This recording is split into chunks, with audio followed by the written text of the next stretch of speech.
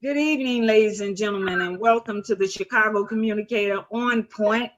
And this evening, we're going to be discussing the Safety Act that the governor signed into law. And we have a special guest that hasn't arrived yet, but he's coming on.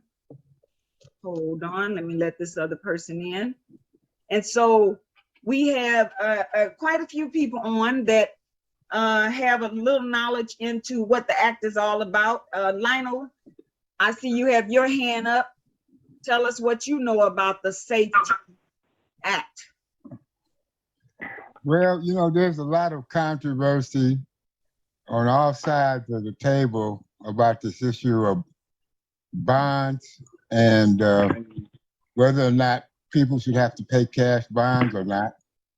You know, I believe that in the case of violent crimes, people should be required, but on non-violent crimes, I don't think that people should be required to pay cash bonds. So I think it's progressive because the cash bond has negatively impacted Black people in particular, more so than any other group. Many times people will sit in Cook County Hospital, depending on the disposition of their court case, for years because they couldn't pay $100 or $200, $300, et cetera, bond.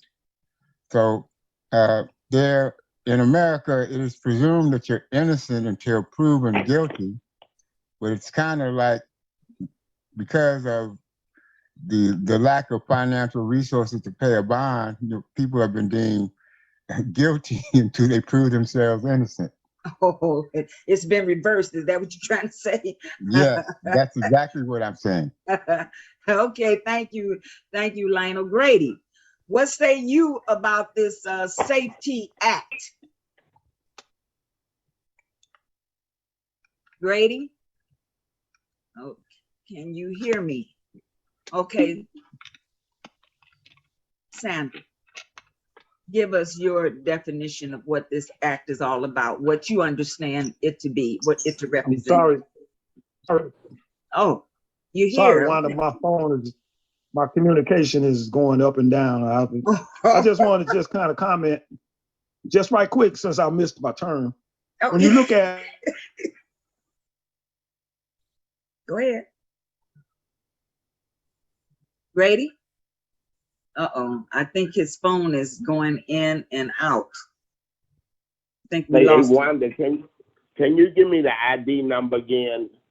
Because I'm trying to zoom in. I'm gonna go to Zoom and be able to see people.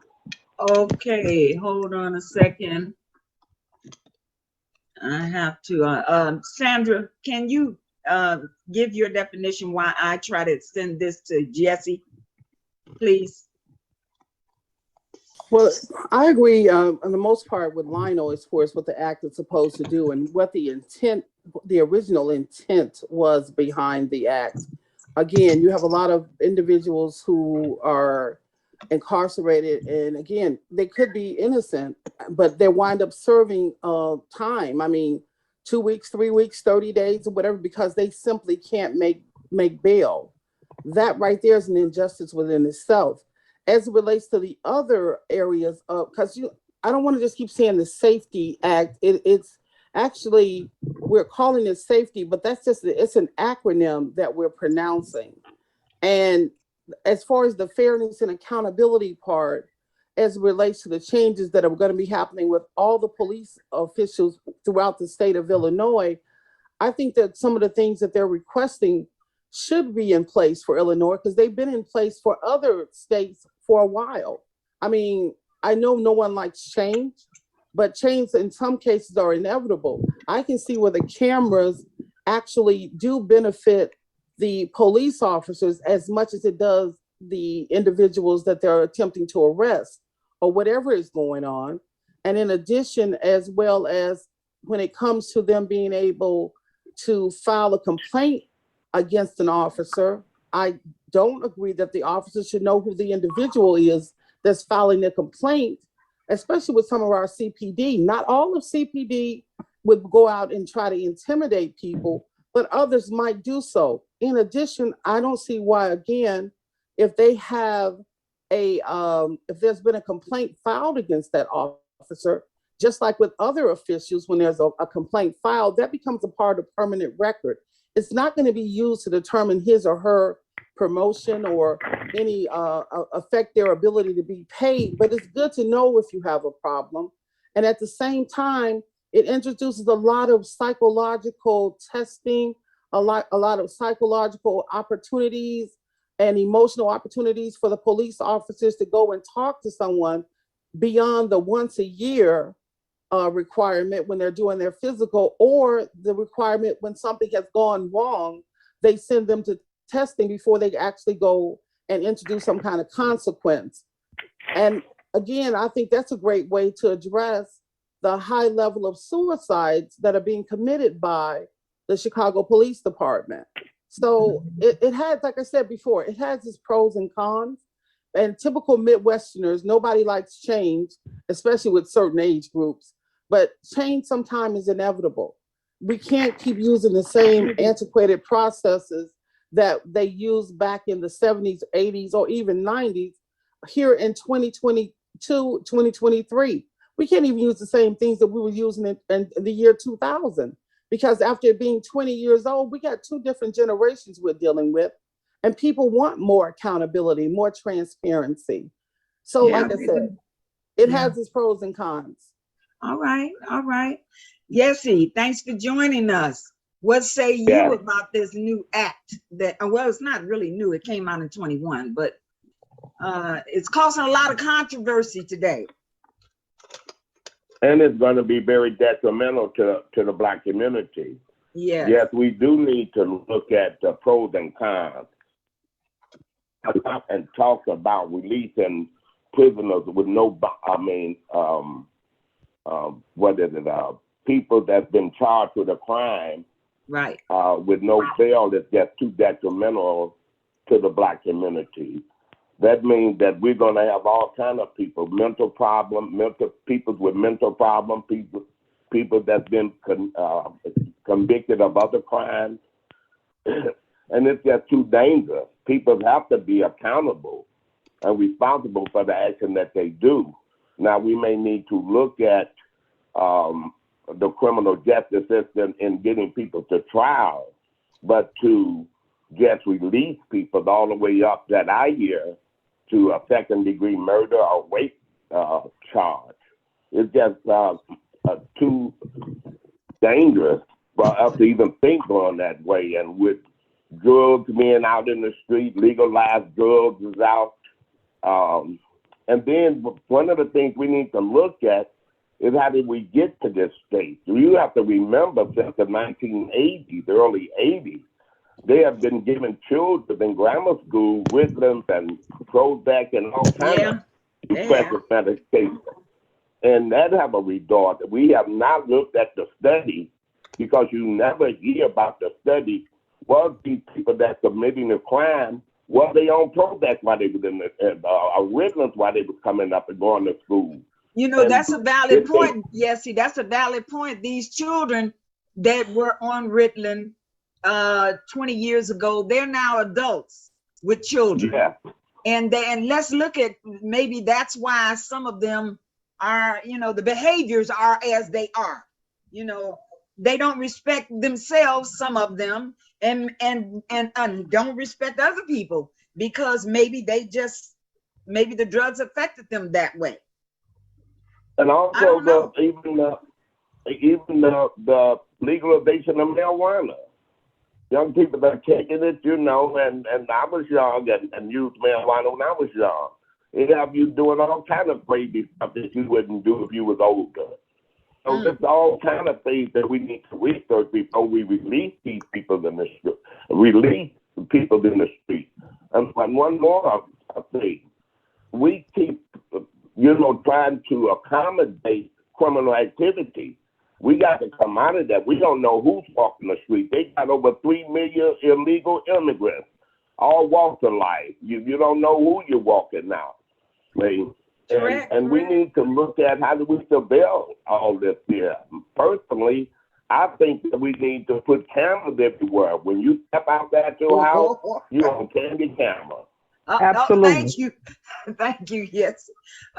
Okay, Grady, what say you? We didn't get a chance to hear your comment because your call dropped.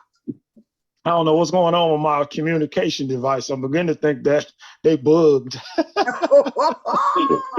You think they bugged? But anyway, I was just thinking about that Safety Act. Well, I'm not for letting criminals roam the streets, but like she said, for nonviolent crimes, I don't, you should have an opportunity, even if you might not have the money, you should be under some type of court supervision to prove that you won't do that. Whatever that petty crime was, what made you do it in the first place? And on the other side of it, you got people that actually committed some crimes that was able to post bail. So they run in the streets. So it's like, where's this happy medium at in all of this? That's all. That makes sense. Where is the happy medium? I mean, because there's some, like you said, petty crimes. I mean, why should they be locked up like those that committed murder? That's not fair. But it's been the way it's been because they didn't have any money to post bail. So now the governor's made it so they can post bail and they can get out. We just don't want them to let the murderers out. We don't want them to. Hey, Naima, how are you? How you doing? And on the other side, we don't want the petty crimes being committed a second time by that person. True. You see what I'm saying? Absolutely. So how or do the third one. Yeah. Right. Oh yeah, yeah. Absolutely. So the question is, So the question is how do we? They should be able, even if it's a petty crime, they still should be able to make them responsible for committing that, whatever that may be. That was obviously it was a crime, whether you was guilty of it or not. There was a reason why. And there's our people that are innocent. They are innocent, but you said somebody just said earlier that you guilty until proven innocent. But even if that's the case, you know what I'm saying? If it's a petty crime that's nonviolent, there should be other ways by which you should be able to pay it off. Yeah. What are we calling petty crimes, though? I mean, whatever that. I hear other people. It's burglary. You hear the person break into your house. Let me just try to clear that up. That's what I hear people say, petty crimes. So I'm just using that. So I'm gonna go and find out the person who defined petty crimes, so I can be able to say what those are. Right. See, that's why you can't. That's why you can't be repeating what other people say. You have not done your homework. So that was a piece. I'm sorry, I shouldn't have said that unless I did my homework. I agree with you. Margot, tell us what your definition of this Safety Act is. Safety Act. What do you think it means for us here in Chicago? I think it is going to be, if it doesn't have some additional things added to it, it's going to hurt a lot of elderly people. They're already afraid to come out and go to the grocery store. It's a lot going on, and I just think that it has not been thoroughly thought out enough. I think that there should possibly, just like we got police stations all over the place, they should have some point of contact where they're held accountable until they're proven guilty. I don't think it should be in jail because it's just entirely too much. but we have to really, really take a magnifying glass in which they're stated over and over again that there will be judges making these decisions before these people are released, because they have to look at whether or not what their background looks like, or what happened prior to, what was this person's background before this all happened. Mm-hmm. That's going to play a major part whether or not those judges make a decision as to whether or not that person will be given a bond or not. That's what I'm looking at. But we're looking at the streets. We're walking in them every day, and it's as dangerous as hell right now. Okay. I know that Brian can attest to that because of this recent incident he had. Brian, what say you about this bill that the governor has signed into law? I don't agree with it. I think it needs to be modified. How so? Like, for example, second degree murder and some of the more violent crimes. They should be held without bond. Okay. All right. Okay. Let me ask the question. Ask the question. This is Jesse again. Okay. Would you consider, for example, the people, during the winter after George Floyd riots and stuff, that broke into the Gold Coast and broke into the shopping mall and went into the store and tore up the store and took all the stuff out? Would you call that a petty crime? They shouldn't have had a bond, been locked up and had a bond. Did they kill anybody? Yes. Did they kill anybody? I'm asking. That's what we basing it on. No, I'm asking for clarification. No, they didn't. But there were some people that was hurt during that time. But the question is, the crime was they broke into a store, trashed it, took some stuff out, and ran with it. Okay. So there's no response, no bond, nothing. Yeah. Right. They created a crime. Sam, do you want to answer that? Wanda, Yes. They're overlooking the process. It's a lot of people chiming in. And like Grady said a moment ago, you have not done your research. It is not that when they say cash bond, nobody's going to be detained, they have to still go before a judge to determine whether or not these individuals are flight risks. And if they pose a specific, real, or present threat to any person or the community. Please read the law before we comment and say things that are just not fair and not accurate. This is not a situation where this governor is saying, oh, okay, you go out there, you beat up your girlfriend or whatever, or you beat up your boyfriend, and they can't take you to jail because there's no because of cash bail. That's not the way the law is working. That is not how it's going to work. And many of the tell me how it's going to work, Ben. Since you know all this, how's it going to work? I just said how it's going to work. You're going to go before a judge. The prosecutor does take the individual before a judge before they determine whether or not you are to be detained. Okay? So again, read the law. It's out there. It's available. Read That's the law. That's a contradiction. But the other issue that a lot of other folks are taking against is not about the cash bail, which is going to take effect in 2023. A lot of the controversy and what they're trying to attach the cash bail to is the fact that the police take issue with all of the new changes that are going to be required by the police throughout the entire state. Mm-hmm. That is what they're doing. They're talking about this cash bail and putting out a bunch of wrong information so that they can also then piggyback and bring in the things that they don't like about the accountability part as it relates to the Chicago Police Department or to the Aurora Police Department or anyone else. That's what you're hearing the aldermen, and they're creating a lot of hysteria and fear when they don't need to do that. They need to explain and show how the act really works. And then people, if they have a legitimate concern based on accurate information, then share that concern so that, again, it can be appropriately addressed. All right, thank you. Thank you for that advice, and we appreciate that. We have Well, go ahead, Yessie. I was gonna no, ask. I just see a contradiction in what she just said. Oh, She said if they get arrested, they go to get arrested with the police department. They go to court. They're saying that there's no bond, so we don't go to court. The court we already said there's It's called delay. pre-trial confinement. It's called pre-trial confinement. Please read it and then come back and complain about it.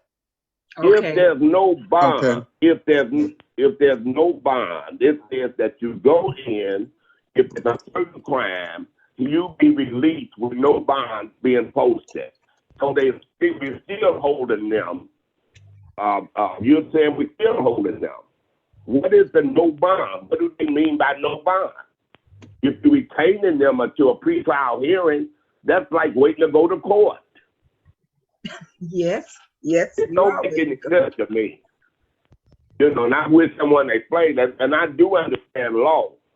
First of all, Wanda, let me just make a statement, because you, Sandra, and Margot had the opportunity to see where I was discussing this same problem with the former president, Barack Obama, President Obama.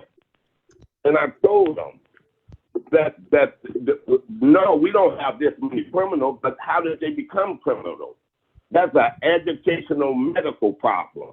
Okay, it's not a criminal, it's not all sickness. We done had tasks and all kind of organization in the prison dealing for 40, 50 years, dealing with mental behavior.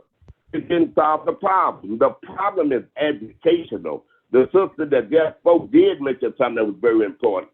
It's an educational problem. People don't know the law. Once you tell people the law, then they have to be responsible to carry out their behavior. Because when the people cannot govern themselves, you have to send law enforcement in to maintain it. Right? But it's an educational problem, really. Because people don't understand the law. Miss Naima Latif. Can I, how many, you know what, since I did miss out on the actual research in terms of what a petty crime is, how many, I guarantee you without knowing off the top of my head, how many of these crimes are economics besides education? Well, I think most of them is economic. Those folks out there committing these crimes probably don't have any money. They probably trying to feed themselves and their families. Economics is not supposed to make you a criminal. That's why education is primary. Because you don't have something don't mean you're supposed to go out and take from other people. I didn't say that was the right thing. I said that's right. America was stolen, so I don't know about it. Yeah, there we go again, talking about 200, 300 years ago. I'm talking about the present now, the actual present now. See, that's what we need to do. The reason why I was laughing, because it's inbred, it's inbred in us. So we carrying that 200 and some year old, whatever that was, it's still here. Look, my mother and grandmother had diabetic, okay? So I had to break the cycle, but I had to quit eating the stuff they were eating. That's the same thing. If it's bread into something, you got to break away from it. We need to stop coming up with the excuses on why we need to do wrong and why we need to stay ignorant. We're in the 21st century. We need to move on. Well, this is what I would say. Something and something to what he just said. Also, too, for every point that you can bring up for wrongdoing, there are people out there that try to either deflect blame or mitigate or justify, I should say, their actions. I mean, no, there's no justifying you doing wrong to someone. I mean, just very simply call it what it is. Okay. Naima, there you go. Well, this I would say regarding the possible outcome of this. One of the things that this measure is intended to do is to, first of all, stop punishing people for not having money. And like you pointed out, a lot of the petty crimes, you know, snatching a purse or whatever, things like that, things that don't involve threat to life, like you say, those are usually economics. So if you're stealing because you don't have money, and then you're put in jail and you can't pay to get out because you don't have money, then you're really being punished for not having money, which was the reason for your crime in the first place. So I could see the intention behind this. Where the hysteria gets raised is people being afraid that someone who is intending to harm someone isn't being held adequately in order to protect the people on the streets from their behavior. Mhm. So the idea that if you have $100 or whatever the case may be to post bail, then you're probably innocent. Well, that's a wrong assumption in the first place. Mhm. Either dangerous or you're not dangerous. But what this does do, it puts a lot of trust in the judges to make those decisions. And also, like I believe it was Sandra that mentioned about the people being held in pre-trial detention.